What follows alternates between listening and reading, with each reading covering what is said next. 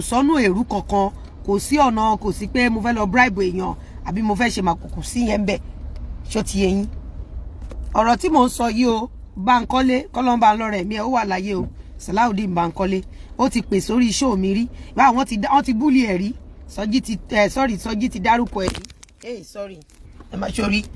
Jọ tó bá rí omi fún mi kí n fi sí ẹ̀yìn kìíní. Ó fi tọ́ sí ló yọ wọlé. Kìíní yìí ó le dáadáa. Coffee da. Fún mi. Water is water. Fún mi kí n kọfí pa ẹ̀yẹn. Ò ṣe. Kí n kọfí pa ẹ̀yẹn. Ẹ ó dọ̀nà ẹ̀yìn yan mi. Mo bọ̀. Ẹ̀yà tíntìní. Ẹ ó dọ̀nà ẹ̀yìn yan mi. Má jẹ́ kó mi dà òkè. Ọ̀rá dá sẹ́yìn mi. Dá sẹ́yìn. Má kó kọ fóònù. Dá sáàrin náà. Why do you ṣe báyìí?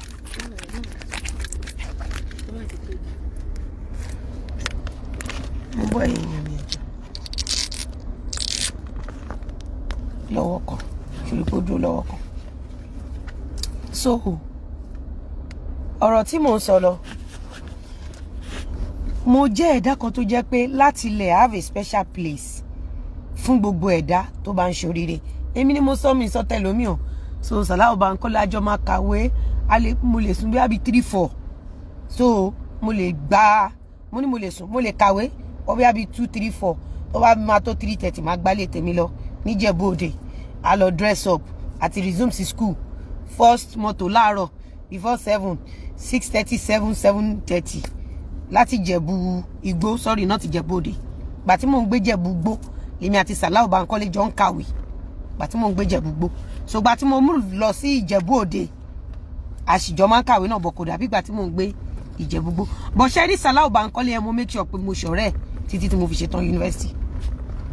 Mo make sure pé mo ṣe ọ̀rẹ́ òun náà dẹ̀ ṣe ọ̀rẹ́ mi because èmi ò rìnrìn kùnrin kiri.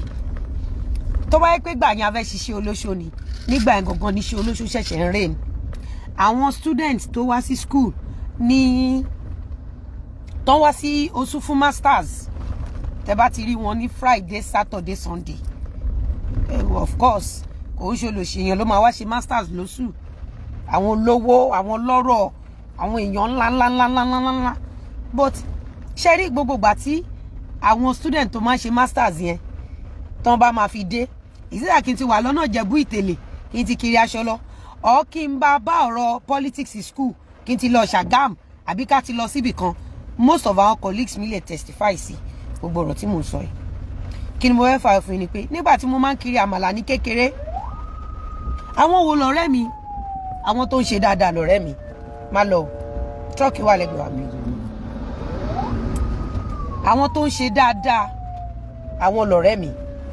Nígbà tí mò ń kiri àmàlà, nígbà tí máa ń kiri rice sísè, nígbà tí máa ń ta kùnú, nígbà tí máa ń ta pito, ta ló ràn mí lọ́wọ́?